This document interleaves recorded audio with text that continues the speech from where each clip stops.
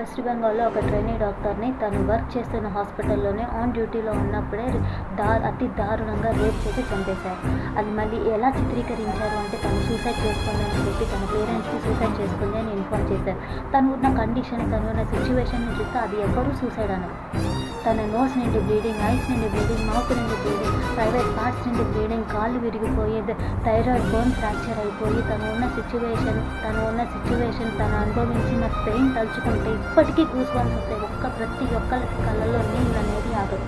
ఒక డాక్టర్కి ఒక నర్స్కి సేఫ్టీ అనేది లేకపోతే, అది ఒక ఉమెన్కి తన వర్క్ చేసే ప్లేస్లో, తను ఉండే ఇంట్లోనే తన వాళ్ళ దగ్గరే తనకి సేఫ్టీ లేకపోతే ఇంకా తనకి సేఫ్టీ ఎక్కడి నుండి ఉంటుంది? ఏ ప్లేస్లో తన సేఫ్టీ వెతుక్కోవాలి? ఇది ఒక్క కేసే కాదు. 3 ఇయర్స్ బేబీని రేప్ చేసి చంపేశారు. 8 ఇయర్స్ ఉమెన్ని రేప్ చేసి చంపేశారు. ఎంత నరకం అయితే తను చూసిందో దానికి డబుల్ ట్రిపుల్ నరకం వాడు చూడాలి. అలా చూస్తేనే ఇంకొకసారి ఏ అమ్మాయి మీద అయినా సరే చెయ్యి వెయ్యాలి అంటే నా కొడుక్కి పుచ్చ పడిపోవాలన్నమాట.